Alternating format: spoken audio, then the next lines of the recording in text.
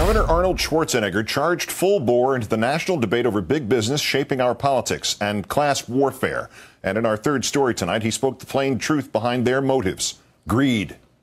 Just greed. And it turns out most of America does not even know just how rich the rich have gotten. A new study based on polling from 2005 finds that Americans think the richest 20% of the country own about 59% of the wealth. At the time of the poll, the richest 20% owned 84% of the wealth. And that was before the recession. New census data out today showing that median household incomes fell again last year to $50,000, while those making at least $180,000 saw their incomes rise. The income gap between rich and poor never larger since the nation began to track it.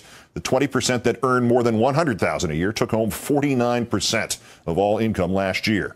Those living in poverty made just 3.4% of all income, making the richest to poorest ratio 14-1, without even factoring how much tax loopholes, dividends, and capital gains further enrich the rich. And we have new information on how the rich are using that money.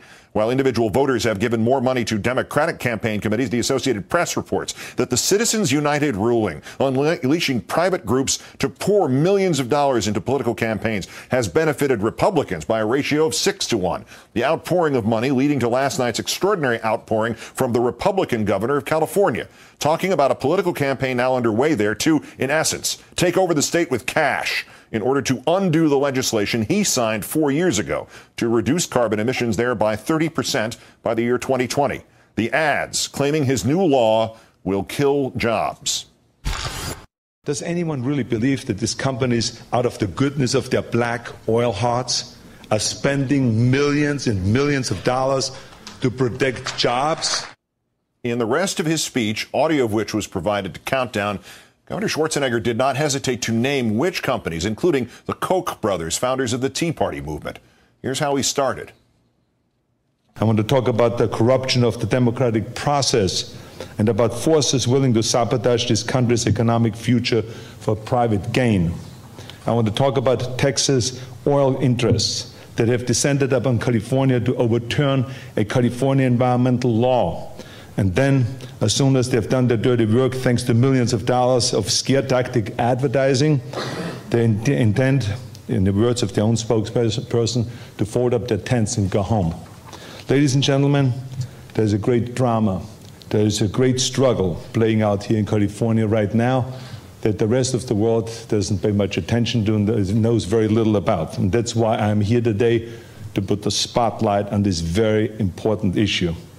And let me just say that the entire oil industry is not involved in this deception that I will explain here today. No, there are some oil companies that are trying to do the right thing, but others are not.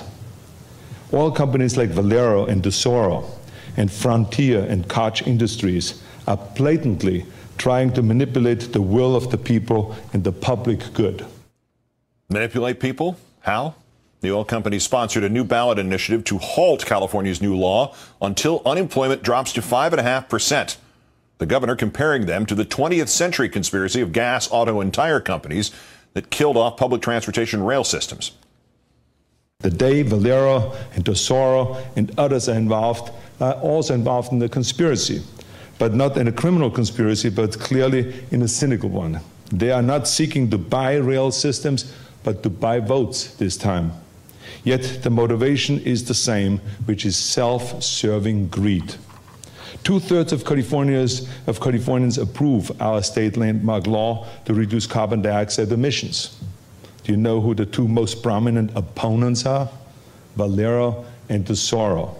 Also two of the state's top polluters. They are behind an initiative on a November ballot called Proposition 23. Which would suspend our law to reduce greenhouse gas emissions. But in reality, because of the fine print when it comes to unemployment, they really don't want to just suspend it, they want to kill this initiative, they want to kill our laws. And while they're not creating a shell company, they are creating a shell argument that this is about saving jobs.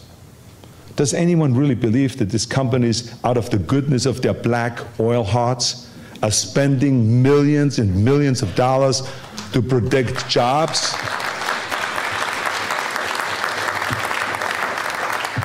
This is like Eva Braun writing a kosher cookbook. It's not about jobs at all, ladies and gentlemen. It is about their ability to pollute and thus protect their profits. Defer for a moment your reaction to the last analogy. The cost we will pay for big oil's profits if they get their way? The governor again. Those who seek to overturn our carbon reduction law say that the green tech future is too costly. Another excuse, great excuse, huh? But here's what they don't want to tell you. Their cost calculations doesn't include the increased cost of doing business their way, the old way. They don't include the costs, for instance, of rising oil prices as the developing world demands more and more oil. They don't include the costs of job losses that these rising oil prices will force.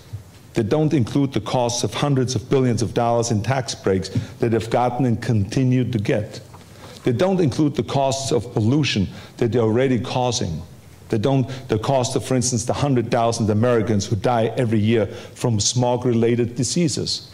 They don't include also the costs of 6.5 million hospital visits a year for smog-related illnesses. They don't include the cost of the next war over oil. And believe me, eventually it will come as we become more and more dependent on oil.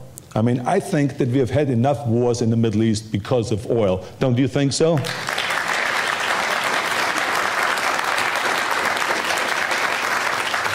And that is why George Shultz, Ronald Reagan's Secretary of State, is firmly against Proposition 23 and is firmly against what Valero and Tesoro are doing.